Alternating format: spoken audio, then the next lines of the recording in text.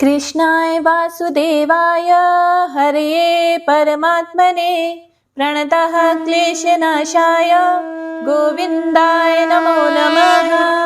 हरे कृष्णा। जय श्री हरि। आप सभी भक्तों का दिन शुभ हो। भक्त वत्सल भगवान श्री हरि विष्णु आप सभी पर अपनी दिव्य कृपा वर्षा करें। आज हम प्रवेश कर रहे हैं पौष मास के 18वें पवित्र अध्याय में। एक ऐसा अध्याय जो किसी गांव की कहानी नहीं, किसी साधक की तपस्या नहीं, बल्कि एक नदी के भीतर छिपे दिव्य रहस्य की कथा है। यह अध्याय मन को शांत और हृदय को व्यापक बनाता है। अब भक्तजन एक स्वर में कहें, जय श्री हरि विष्णु। जहां हिमालय की परछाई नीचे उतरती है, वहां एक नदी थी, कांचन सरिता। उसका जल सूर्य की किरणों जैसा सोने सा चमकता था। लोग कहते थे कि यह नदी सोने की नहीं, किसी देव स्वप्न की धारा है। पर उस नदी के पास एक नियम था। संध्या के समय कोई उसके तट पर नहीं जाता। कहते कि संध्या की नदी में आवाजें रहती हैं। लेकिन एक व्यक्ति गया।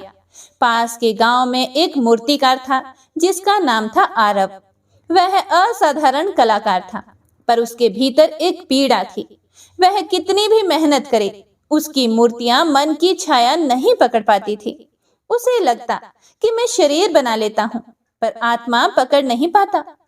एक दिन वह नदी की ओर गया, यह सोचकर कि प्रकृति शायद उसके भीतर की कमी बता दे। संध्या ढल चुकी थी। नदी का रंग सुनहरा नहीं, अब धुंधले नीले में बदल गया था। आरव किनारे बैठा कांचन सरिता को देखता रहा। अचानक से पानी में एक हलचल हुई, जैसे कोई गहरी सांस भर रहा हो। नदी के बीच एक चक्र बना और उस चक्र से एक स्त्री का रूप उभरने लगा। चंद्रमा से उज्जवल त्वचा, कमल सी आंखें और शरीर पर तरंगों की आभा। वह बोली, आरव, तुम आत्मा ढूंढ रहे हो, पर गलत जगह खोज रहे हो। आरव थरथरा उठा कि आप कौन? वह बोली, मैं कांचन सरिता की अधिष्ठात्री नारायण विभूति जलश्री हूँ। उसकी आवाज जल की धुन जैसी थी। जलश्री ने आगे कहा कि तुम मूर्ति तो बनाते हो, पर भीतर भक्ति नहीं भरते। जिस कला में भक्ति ना हो, वह केवल मृतिका है, जीवन नहीं। आरव ने कहा, मुझे सिखाइए देवी, मैं जीवन चाहता हूँ, मिट्टी नहीं। देवी मुस्कुराई, तो सुनो। पौष मास की 18वीं रात्रि भाव प्रकाश रात्रि कहलाती है। आज यदि तुम मेरी नदी के भीतर उतरकर अपने भय छोड़ दोगे, तो तुम्हें एक दिव्य रहस्य मिलेगा। यह सुनकर आरव कांप उठा।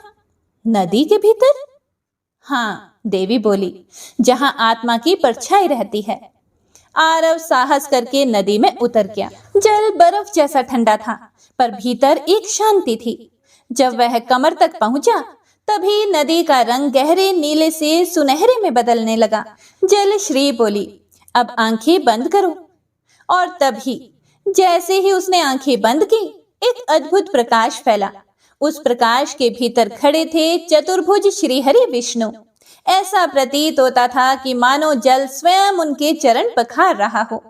विष्णु भगवान ने कहा, आरव, कला आत्मा से बनती है और आत्मा वहां बसती है जहां भक्ति हो। आज मैं तुम्हें चैतन्य स्पर्श प्रदान करता हूं। उन्होंने आरव के हाथ पर स्पर्श किया। एक क्षण में आरव की उंगलियों से दिव्य ऊर्जा बहने लगी। भगवान विष्णु बोले, अब तुम जो भी बनाओगे, उसमें केवल रूप नहीं, बल्कि अनुभूति भी होगी। जलश्री बोली, आज से तुम कांचन सरिता के पहले भाव मूर्तिकार कहलाओगे। प्रकाश अचानक घटा और सब शांत हो गया। आरव किनारे खड़ा था, पर उसका हृदय अब एक नवीन प्रकाश से भर चुका था। उसके बाद आरव ने मूर्तियां बनानी शुरू की, पर वे मूर्तियां सांस लेती प्रतीत होती थी। उसकी कला में लोगों को शांति, प्रकाश और भक्ति का अनुभव होने लगा, और वह पूरे क्षेत्र में श्री हरि का दास कलाकार कहलाया। तो आइए आज एक संकल्प करें कि जल को प्रणाम करें, किसी एक कार्य में मन लगाएं, ओम नमो भगवते वासुदेवाय 18 बार जपें, अपने कार्य में भक्ति जोड़ें। तो सभी भक्तजन प्रेम से बोलिए, कांचन सरिता के पालनहार श्री हरि की जय, पौष मास की जय। तो आइए अब सुनते हैं पौष मास महात्म्य अध्याय 18। ओम नमो नारायणाय। हे प्रिय भक्तों, पिछले अध्याय में हमने उग्रेक्षण सिंधु के जन्म, पार्वती जी को पुत्र की प्राप्ति, देवताओं द्वारा संकष्टी चतुर्थी का व्रत करना और मयूरेश्वर के जन्म का वृतांत सुना था। तो आइए अब सुनते हैं इससे आगे का वृतांत। उग्रेक्षण के गुप्तचरों ने उग्रेक्षण को समाचार दिया कि कैलाशपति शिव आपके भय से दंडकारण्य के त्रिसंध्या क्षेत्र में अपने करोड़ों गणों और अनेकानेक ऋषि मुनियों के साथ निवास करते हैं। शिव पत्नी पार्वती जी को एक पुत्र की प्राप्ति हुई है, जिसके विषय में ज्योतिषों का कहना है कि वह असुरों का संहार करेगा। हे प्रिय भक्तों, अपने गुप्तचरों के मुख से यह सुनकर दैत्यराज उग्रेक्षण ने कहा, कहाँ मैं इतना विशाल काय और महाबली तथा कहाँ वह छोटा सा नवजात शिशु। एक छोटा सा मच्छर किसी एक गजराज का वध कैसे कर सकता है भला। तभी उसने आकाशवाणी सुनी कि हे दैत्यराज, तेरा काल समीप है। तुझे मारने के लिए भगवान गणेश ने अवतार धारण कर लिया है। मिथ्याभिमान छोड़कर उनकी शरण ले। आकाशवाणी को सुनकर अमात्यों ने उससे कहा कि हे त्रिभुवननाथ, आपको अमर रहने का वर प्राप्त है, इसीलिए आप चिंता मत कीजिए। आकाशवाणी से इस प्रकार कहलाना तो देवताओं का षड्यंत्र मात्र प्रतीत होता है। आपकी आज्ञा हो तो हम में से कुछ वीर उस स्थान पर जाकर अवसर मिलते ही उस बालक को मार डालें, जिससे आप निश्चिंत हो सके। यह सुनकर उग्रेक्षण ने चैन की सांस लेते हुए कहा, यही करना होगा। शत्रु बालक पर अभी तो काबू पाना सरल है, लेकिन बाद में वह प्रबल हो सकता है। असुर राज की आज्ञा पाते ही अनेक मायावी असुर उठ खड़े हुए और दंडकारण्य की गिरी कंदराओं में रहकर अवसर की प्रतीक्षा करने लगे। उन्होंने समस्त त्रिसंध्या क्षेत्र को अपना लक्ष्य बना लिया। वे वहां की प्रत्येक गतिविधि पर सतर्कता पूर्वक ध्यान रखने लगे। एक दिन एक असुर ने गृध्र का रूप बनाया। कुटिया से बाहर खेलते हुए गणेश जी के पास जा पहुंचा। उसने इधर उधर आहट लेकर देख लिया कि उसके क्रियाकलाप को देखने वाला यहाँ कोई नहीं है, तो अचानक उन्हें अपनी भयंकर एवं विशाल चोंच में दबाकर आकाश में अत्यंत ऊंचाई पर उड़ गया। तभी किसी कार्यवश माता पार्वती जी बाहर आई, तो उन्होंने पुत्र को कहीं नहीं देखा। तो वे हे गणेश पुकारती हुई व्याकुलता से इधर उधर खोज करने लगी। आकाश में उड़ते हुए गृध्रासुर की चोंच में दबे हुए गणेश जी ने जब माता की पुकार सुनी, तो असुर के मस्तक पर एक मुक्के का प्रहार कर बैठे। बस फिर क्या था, एक ही प्रहार से असुर का मस्तक चूर्ण कर दिया और वह धरती की ओर गिरने लगा। गणेश जी सुखपूर्वक उसके मुख में बैठे रहे। माता पार्वती ने गृध्र सहित अपने पुत्र को आकाश से गिरते हुए देखा, तो वे उस ओर दौड़ी और इतने में ही वह राक्षस धराशायी हो गया और पार्वती जी ने तुरंत ही गणेश जी को उसकी चोंच से निकालकर अपनी गोद में ले लिया और स्तनपान करवाने लगी। क्षेम और कुशल नाम के दो असुर बड़े बलवान थे। वे अवसर देखकर आश्रम में घुस आए, लेकिन माता पार्वती को बालक के पास बैठी देखकर वे दबे पांव एक कोने में जाकर छिप गए। जब माता पार्वती उन्हें पालने में लिटाकर किसी कारणवश बाहर चली गई, तब दोनों असुर पालने के पास आए और उसमें से बालक को उठाने लगे। तभी गणेश जी ने अपने पांव चलाए तथा लीला पूर्वक एक एक पदाघात दोनों पर कर बैठे। बस एक एक बार में ही दोनों असुर दूर जाकर इतनी जोर से गिरे कि उनकी हड्डी पसलियों का ही चूर्ण हो गया। उनके हृदय फट चुके थे और रक्त वमन करके शांत हो चुके थे। जब माता पार्वती आई तो यह दृश्य देखकर अवाक रह गई। उनकी समझ में नहीं आया कि यह दोनों यहाँ किस प्रकार आए और कैसे मारे गए। देवी पार्वती जी ने अपने पुत्र को गोद में लिया और गणों को आदेश दिया कि उन असुरों के शरीर उठाकर दूर जंगल में फेंक दे। हे प्रिय भक्तों, अभी तक 3 राक्षस मारे जा चुके थे, लेकिन बालक का बाल भी बांका नहीं हुआ था। इससे असुरों में शंका तो उत्पन्न हो ही गई थी कि बालक में कोई विशेषता तो अवश्य है। फिर भी वे उसकी विशेष सामर्थ्य से अपरिचित ही थे, इसीलिए उसे मारने के अनेक उपाय सोचने लगे। राक्षस दल में क्रूर नामक एक असुर अत्यंत ही क्रूर था। उसे यथा नाम तथा गुण कहना अनुपयुक्त नहीं होगा। एक दिन उसका भी काल खींच ले आया। वहां देवी पार्वती माता के मंदिर में पूजन करने के लिए गई हुई थी और बालक गणेश मंदिर के बाहर खेल रहे थे।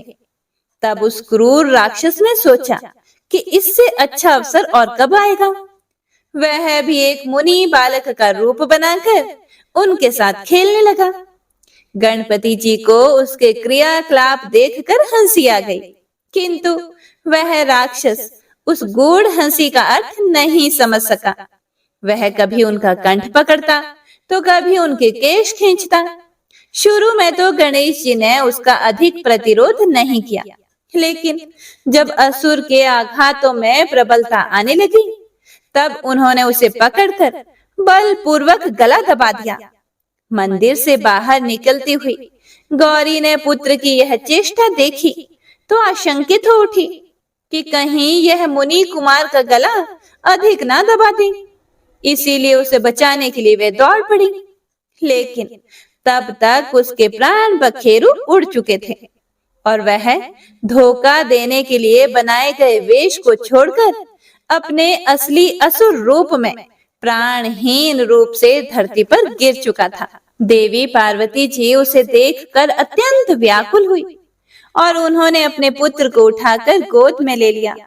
अब उसी असुर दल में व्योमासुर नामक एक और असुर था और वह भी भगवान श्री गणेश के हाथों ही मारा गया। यह असुर झंझावात का रूप रखने में सिद्धहस्त था, इसीलिए दैत्यराज के दरबार में इसका बड़ा सम्मान था। वह भी गणेश जी का वध करने के विचार से त्रिसंध्या क्षेत्र में रह रहा था। एक दिन गणेश जी का उपवेशन संस्कार होना था। माता पार्वती के साथ निवास करने वाली ऋषि पत्नियों ने उन्हें दिव्य वस्त्रालंकार धारण करवाए और तब आदिदेव गणाध्यक्ष का पूजन पुण्य वाचन कार्य संपन्न हुआ। उस समय सभी देवताओं ने वहां उपस्थित होकर इन श्री मयूरेश्वर गणेश का पूजन किया। उसके बाद ऋषि विप्रादि ने उन्हें आशीर्वाद दिए। व्योमासुर ने सोचा कि यही अवसर सबसे अधिक उपयुक्त है। वह आश्रम के सामने खड़े हुए वृक्ष पर बैठकर जब उसे हिलाने लगा तब पत्तों के हिलने से धीरे धीरे झंझावात का रूप ले लिया।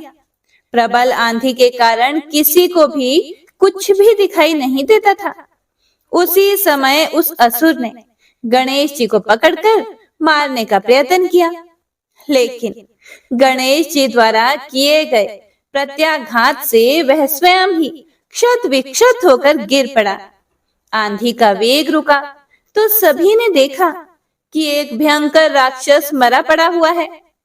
तभी भयातुरा पार्वती जी ने अपने पुत्र को गोद में लिया और उसे स्तनपान कराने लगी। सभी उपस्थित देवता और ऋषिगण बालक को चिरंजीवी होने का आशीर्वाद देने लगे। भगवान श्री गणेश ने राक्षसी शतमहिषा का भी वध किया था, जो कि व्योमासुर की एक विकराल मुख वाली बहन थी। उसका समस्त शरीर ही भयंकर और विशाल था। उसे ज्ञात हुआ कि उसके प्रिय भाई व्योमासुर मारा गया है तो वह क्रोध से कांपने लगी। उसने निश्चय किया कि वह अपने भाई की मृत्यु का प्रतिशोध अवश्य लेगी। इसीलिए 16 वर्षीय किशोरी का रूप धारण किया और देवी पार्वती जी के पास जाकर उन्हें प्रणाम करके वहीं बैठ गई। देवी पार्वती जी ने उसे कोई देव कन्या समझा, इसीलिए उसका बड़ा आदर सत्कार किया। भोजन आदि से संतुष्ट करके उसे रात्रि में अपने पास ही सुला लिया। लेकिन गणेश जी उसकी समस्त गतिविधि पर दृष्टि रखे हुए थे। पार्वती जी को घोर निद्रा में पड़ी हुई देखकर वह उठी और मयूरेश्वर को स्पर्श करने लगी। तभी अचानक उन्होंने उस राक्षसी के कान नाक पकड़ लिए। राक्षसी ने अपने को छुड़ाने का बहुत प्रयास किया, लेकिन छोड़ने की अपेक्षा पकड़ बढ़ती गई। पर्वत के समान दबाव से छटपटाती हुई राक्षसी चित्कार कर उठी। उसे सुनकर देवी पार्वती जी ही नहीं बल्कि अन्य सोई हुई ऋषि पत्नियां भी दौड़ी हुई चली आई। उन सब ने उसे छुड़ाने का बड़ा प्रयास किया, लेकिन बालक ने राक्षसी के नाक कान इतनी तीव्रता से मसले कि प्राणों के साथ ही शरीर से पृथक हो गए। अब उसका आसुरी रूप प्रत्यक्ष हो चुका था। सभी महिलाएं उसे देखकर भयाक्रांत हो उठी। माता बालक को उठाकर दुग्धपान करवाने लगी। उसके बाद एक एक करके अनेक असुर वहां आते रहे और प्राण गंवाते रहे। इस प्रकार कर्मठ, तल्प, दुंदुभि, अजगर, शल्भ, नुतुर, मत्स्य, शैल, कर्दम आदि अनेक महाबली राक्षस मारे गए। जितने भी राक्षसों ने अपनी यह लीला समाप्त की, वे सभी भगवान के हाथ से मरने के कारण मोक्ष के अधिकारी हुए। वस्तुतः वे सभी असुर अत्यंत सौभाग्यशाली थे। भगवान को मारने के विचार से भी आकर उन्हीं के धाम को प्राप्त हो गए थे। धीरे धीरे मयूरेश्वर 5 वर्ष के हो गए। अब पार्वती पुत्र अनेक बालकों के साथ क्रीड़ाएं करने लगे। कभी गाते, कभी नाचते, कभी हंसते हंसते बोलते थे। एक दिन मध्याह्न काल होने पर भी उन्हें भोजन प्राप्त नहीं हुआ। पार्वती जी किसी कार्य में व्यस्त थी और वे क्षुधातुर हुए सोचते थे कि भोजन कैसे, कहां से प्राप्त हो। जब कोई उपाय समझ में नहीं आया, तब वे महर्षि गौतम की कुटिया पर जा पहुंचे। वह कुटिया बहुत ही पास में थी। ऋषि पत्नी भोजन बनाती हुई किसी कारणवश उठकर रसोई घर से बाहर निकल आई। अवसर देखकर गणेश जी ने रसोई घर में जाकर पके हुए भोजन का पात्र उठाया और चुपचाप बाहर निकल आए। साथ ही बालकों ने पूछा कि इसमें क्या है। फिर उन्होंने कहा कि इसमें भोजन है, बहुत भूख लगी है, इसीलिए इसे उठा लाया। खेलते हुए बहुत देर हो गई, पहले खा लेते हैं तो फिर से खेलेंगे। ऐसा कहकर उन्होंने अन्न पात्र का अन्न सभी बालकों में बराबर बराबर बांट दिया तथा अपना भाग स्वयं ले लिया। सभी ने तृप्त होकर फिर से खेलना आरंभ किया। इधर ऋषि पत्नी ने रसोई घर में जाकर देखा कि अन्न पात्र नहीं है। वे विस्मित मन से महर्षि के पास जाकर बोली कि हे नाथ, रसोई घर में अन्न का पात्र नहीं है। अभी तो बलि वैश्वदेव कर्म भी नहीं हो पाया था। महर्षि को भी बड़ा आश्चर्य हुआ। वे रसोई घर में गए और सभी ओर दृष्टि फिराई। अन्न पात्र कहीं भी दिखाई नहीं दिया। तब बाहर निकलकर उन्होंने देखा कि उमा पुत्र के साथ कुछ मुनि बालक खेल रहे थे और खाली अन्न पात्र उनके पास ही पड़ा था। उनको यह समझते देर न लगी कि इन्हीं में से किसी ने अन्न पात्र चुराया और मिलकर खा लिया है। उन्होंने ध्यान लगाकर गणेश जी की करतूत जान ली तो वह बड़े क्रोधित होकर बोले, अरे तू शिव पार्वती का पुत्र होकर भी ऐसा दुष्कर्म करता है, और हम तो तुझे परब्रह्म परमात्मा समझते थे। इतना कहकर उन्होंने मयूरेश्वर का हाथ पकड़ा और देवी पार्वती जी के पास ले गए। वहां जाकर उन्होंने कहा कि हे शिवे, आपका यह पुत्र हर दिन उपद्रव करता रहता है। आज तो इसने हमारा अन्न पात्र ही चुरा लिया। बलि वैश्वदेव आदि भी नहीं हो पाया था।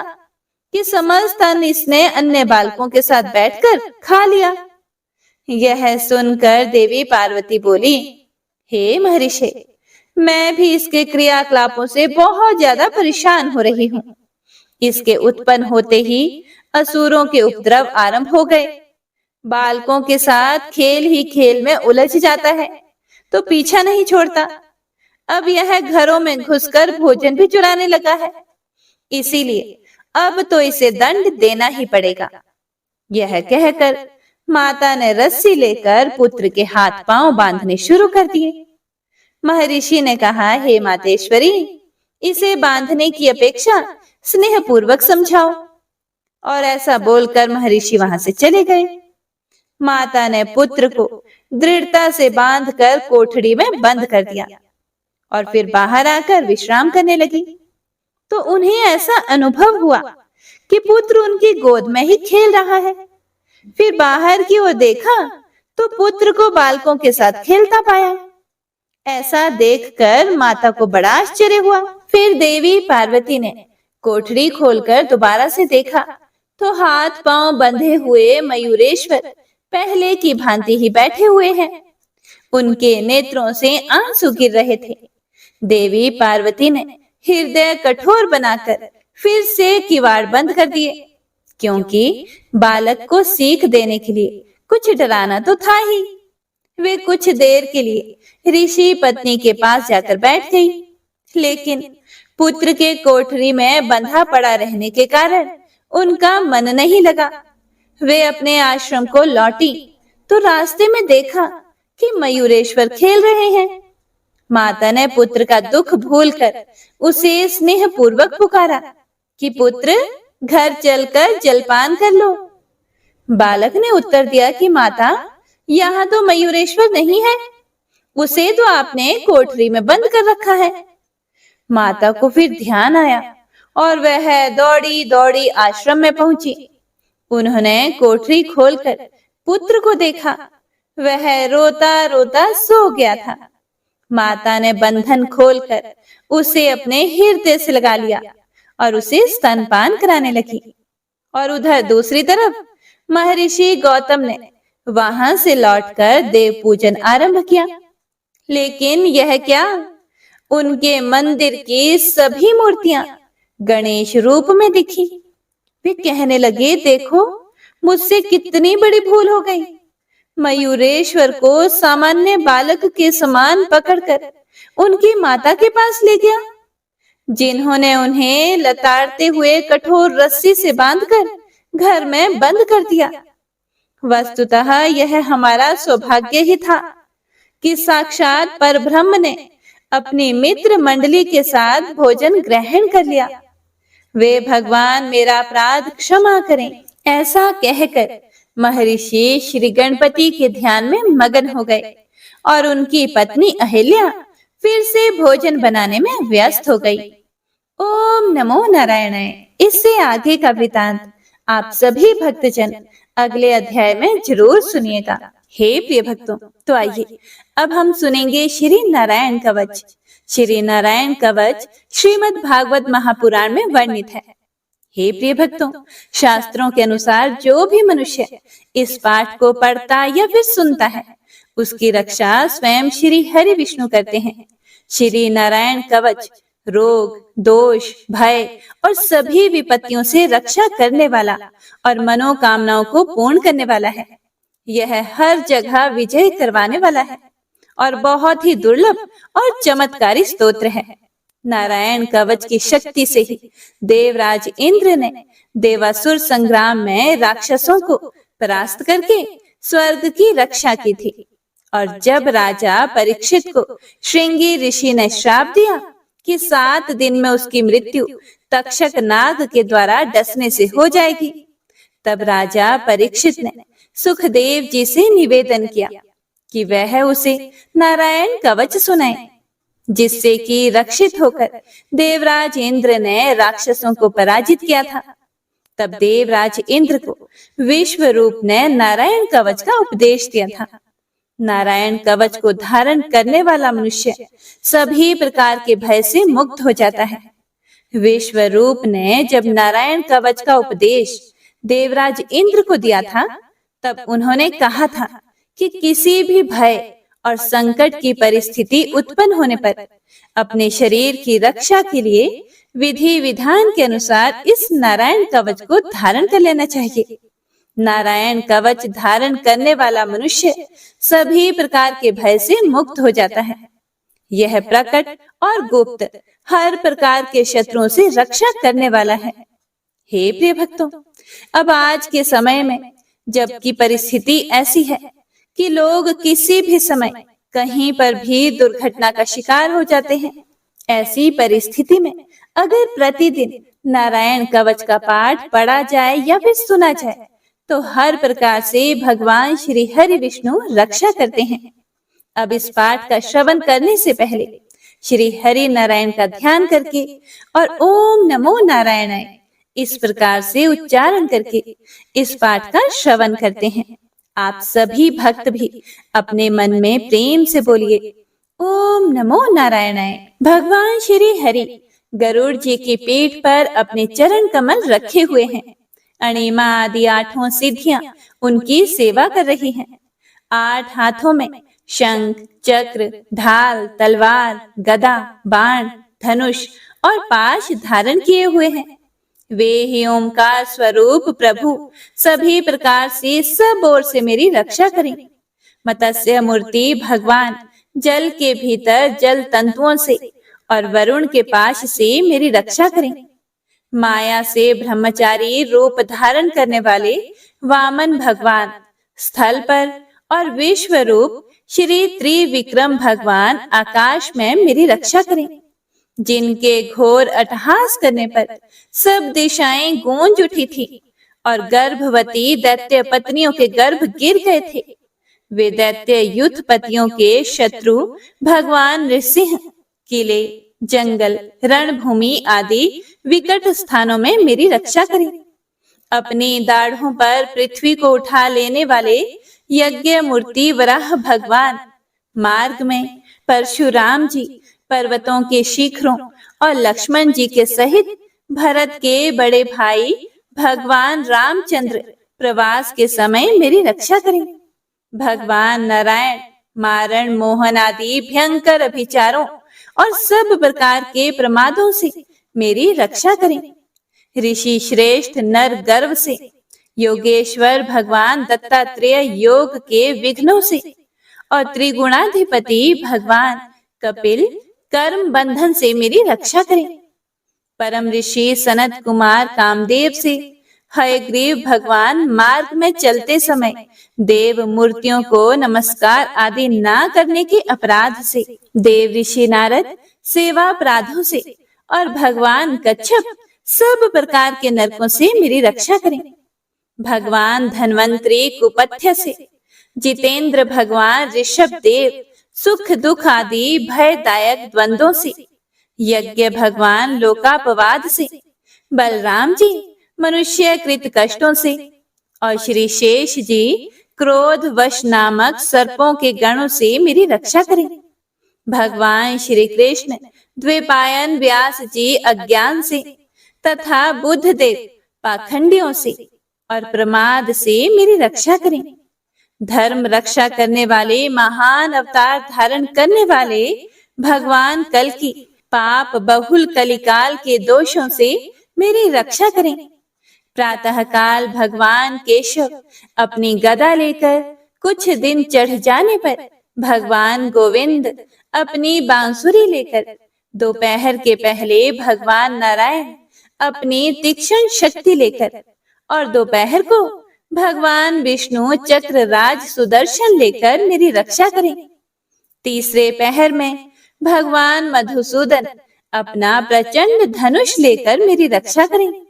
सायंकाल में ब्रह्मा जी आदि त्रिमूर्तिधारी माधव सूर्यास्त के बाद ऋषिकेश, अर्धरात्रि के पूर्व तथा अर्धरात्रि के समय अकेले भगवान पद्मनाभ मेरी रक्षा करें।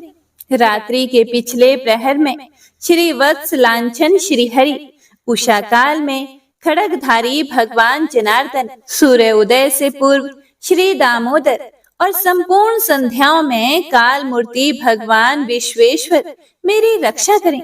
हे सुदर्शन, आपका आकार चक्र की तरह है। आपके किनारे का भाग प्रलयकालीन अग्नि के समान अत्यंत तीव्र है। आप भगवान की प्रेरणा से सब ओर घूमते रहते हैं। जैसे आग वायु की सहायता से सूखे घास फूस को जला डालती है, वैसे ही आप हमारी शत्रु सेना को शीघ्र से शीघ्र जला दीजिए, जला दीजिए। हे कौमुद की गदा, आपसे छूटने वाली चिंगारियों का स्पर्श वज्र के समान असह्य है। आप भगवान अजित की प्रिया हैं और मैं उनका सेवक हूँ। इसीलिए आप कुष्मांड, विनायक, यक्ष, राक्षस, भूत और प्रेत आदि ग्रहों को अभी कुचल डालिए तथा मेरे शत्रुओं को चूर चूर कर दीजिए। हे शंख श्रेष्ठ, आप भगवान श्री कृष्ण के फूंकने से भयंकर शब्द करके मेरे शत्रुओं का दिल दहला दीजिए एवं यातुधान, प्रमथ, प्रेत, मातृका, पिशाच तथा ब्रह्म राक्षस आदि भयावने प्राणियों को यहाँ से तुरंत भगा दीजिए। भगवान की श्रेष्ठ तलवार, आपकी धार बहुत ही तीक्ष्ण है। आप भगवान की प्रेरणा से मेरे शत्रुओं को छिन्न भिन्न कर दीजिए। हे भगवान की प्यारी ढाल, आप में सैकड़ों चंद्राकार मंडल हैं। आप पाप दृष्टि पापात्मा शत्रुओं की आंखें बंद कर दीजिए और उन्हें सदा के लिए अंधा बना दीजिए। सूर्य आदि ग्रह, धूमकेतु आदि केतु, दुष्ट मनुष्य, सर्प आदि रेंगने वाले जंतु, दाढ़ों वाले हिंसक पशु, भूत प्रेत आदि तथा पापी प्राणियों से हमें जो भय हो और जो हमारे मंगल के विरोधी हो, वे सभी भगवान के नाम, रूप तथा आयुधों का कीर्तन करने से तत्काल नष्ट हो जाएं। बृहद, रथंतर आदि सामवेदीय स्तोत्रों से जिनकी स्तुति की जाती है, वे वेद मूर्ति भगवान गरुड़ और विश्वक्सेन जी अपने नामोच्चारण के प्रभाव से हमें सब प्रकार की विपत्तियों से बचाएं। श्री हरि के नाम, रूप, वाहन, आयुध और श्रेष्ठ पार्षद हमारी बुद्धि, इंद्रिय, मन और प्राणों को सब प्रकार की आपत्तियों से बचाएं। जितना भी कार्य अथवा कारण रूप जगत है, वह वास्तव में भगवान ही है। इस सत्य के प्रभाव से हमारे सारे उपद्रव नष्ट हो जाएं। जो लोग ब्रह्मा और आत्मा की एकता का अनुभव कर चुके हैं, उनकी दृष्टि में भगवान का स्वरूप समस्त विकल्पों से रहित है, भेदों से रहित है। फिर भी वे अपनी माया शक्ति के द्वारा भूषण, आयुध और रूप नामक शक्तियों को धारण करते हैं। यह बात निश्चित रूप से सत्य है। इसी कारण सर्वज्ञ, सर्वव्यापक भगवान श्री हरि सदा सर्वत्र सब स्वरूपों से हमारी रक्षा करें।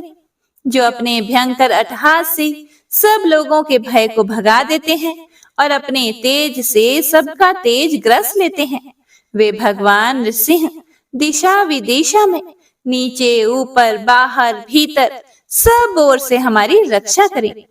हे देवराजेंद्र, मैंने तुम्हें यह नारायण कवच सुना दिया है। इस कवच से तुम अपने आप को सुरक्षित कर लो। बस फिर तुम अनायास ही सब दैत्य युद्धपतियों को जीत लोगे। इस नारायण कवच को धारण करने वाला पुरुष जिसको भी अपने नेत्रों से देख लेता है अथवा पैर से छू देता है, तत्काल समस्त भयों से वह मुक्त हो जाता है। और जो इस वैष्णवी विद्या को धारण कर लेता है, उसे राजा, डाकू, प्रेत, पिशाच आदि और बाघ आदि हिंसक जीवों से भी कभी किसी प्रकार का भय नहीं होता। हे देवराज, प्राचीन काल की बात है, एक कौशिक गोत्रीय ब्राह्मण ने इस विद्या को धारण करके योग धारणा से अपना शरीर मरुभूमि में त्याग दिया। अब जहां उस ब्राह्मण का शरीर पड़ा था, उसके ऊपर से एक दिन गंधर्वराज चित्ररथ अपनी स्त्रियों के साथ विमान पर बैठकर निकले। वहां आते ही वे नीचे की ओर सिर किए विमान सहित आकाश से पृथ्वी पर गिर पड़े इस घटना से उनके आश्चर्य की सीमा न रही। जब उन्हें बाल खिल्ले मुनियों ने बताया कि यह नारायण कवच धारण करने का प्रभाव है, तब उन्होंने उस ब्राह्मण देव की हड्डियों को ले जाकर पूर्व वाहिनी सरस्वती नदी में प्रवाहित कर दिया और फिर स्नान करके वे अपने लोक को चले गए। श्री सुखदेव जी आगे कहते हैं, हे परीक्षित, जो भी पुरुष इस नारायण कवच को समय पर सुनता और आदर पूर्वक इसे धारण करता है, उसके सामने सभी प्राणी आदर से झुक जाते हैं और वह सब प्रकार के भयों से मुक्त हो जाता है। हे परीक्षित, शतक्रतु इंद्र ने आचार्य विश्वरूप जी से यह वैष्णवी विद्या प्राप्त करके रणभूमि में असुरों को जीत लिया और वे त्रिलोक्य लक्ष्मी का उपभोग करने लगे। इति श्री नारायण कवच संपूर्णम। जय गणपति सद्गुण सदन, कविवर बदन कृपाल, विघ्न हरण मंगल करण, जय जय गिरिजालाल, जय जय गिरिजालाल, जय जय गिरिजालाल। जय जय जय गणपति गणराजो, मंगल भरण करण शुभ काजो, जय गज बदन सदन सुखदाता, विश्व विनायक बुद्धि विधाता, वक्रतुंड शुच शुंड सुहावन, तिलक त्रिपुंड भाल मन भावन, राजित मणि मुक्त नूर माला, स्वर्ण मुकुट शिर नयन विशाला, पुस्तक पाणि कुठार त्रिशूलम, मोदक भोग सुगंधित फूलम, सुंदर पीतांबर तन साजित, चरण पादुका मुनि मन राजित, धन शिव सुवन षडानन भ्राता, गौरी ललन विश्व विधाता, रिद्धि सिद्धि तव चवर सुधारे, मूषक वाहन सोहत द्वारे, कहूँ जन्म शुभ कथा तुम्हारी, अति शुचि पावन मंगलकारी, एक समय गिरिराज कुमारी, पुत्र हेतु तब किन्हों भारे, भयो यज्ञ जब पूर्ण अनुपा, तब पहुँच्यो तुम धरि द्विज रूपा, अतिथि जानी कई गौरी सुखारी, बहुविधि सेवा करी तुम्हारी, अति प्रसन्न हवै वर दिन्हा, मातु पुत्र हित जो तप किन्हा, मिलहि पुत्र तुहि बुद्धि विशाला, बिना गर्भ धारण यही काला, गणनायक गुण ज्ञान निधाना, पूजित प्रथम रूप भगवाना, अस कहि अंतर्धान रूप वही, पलना पर बालक स्वरूप वही, बनी शिशु रुदन जब ही तुम ठाना, लखी मुख सुख नहीं गौरी समाना, सकल मगन सुख मंगल गावही, नभते सूरन सुमन वर्षावही, शंभु माँ बहुदान लुटावही, सुर मुनि जन सुत देखन आवही, लखी अति आनंद मंगल साजा, देखन भी आए शनि राजा, निज अवगुण गुणी शनि मन माही, बालक देखन चाहत नाही, गिरजा कछु मन भेद बढ़ायो, उत्सव मोर न शनि तुहि भायो, कहन लगे शनि मन सकुचाई, का करी हऊ शिशु मोहि दिखाई, नहीं विश्वास उमार भयऊ, शनि सो बालक देखन कहयो, पड़ते ही शनि दृग कोण प्रकाशा, बालक सिर उड़ गयो आकाशा, गिरजा गिरी विकल वही धरणी, सो दुख दशा गयो नहीं वर्णी, हाहाकार मचयो कैलाशा, शनि किन्ह्यो लखी सुत का नाशा, तुरत गरुड़ चढ़ी विष्णु सिधाए, काटी चक्र सो कच शिर लाए, बालक के धड़ ऊपर धार्यो प्राण मंत्र पढ़ी शंकर डार्यो नाम गणेश शंभु तब कीन्हे प्रथम पूज्य बुद्धि निधि वर दीन्हे।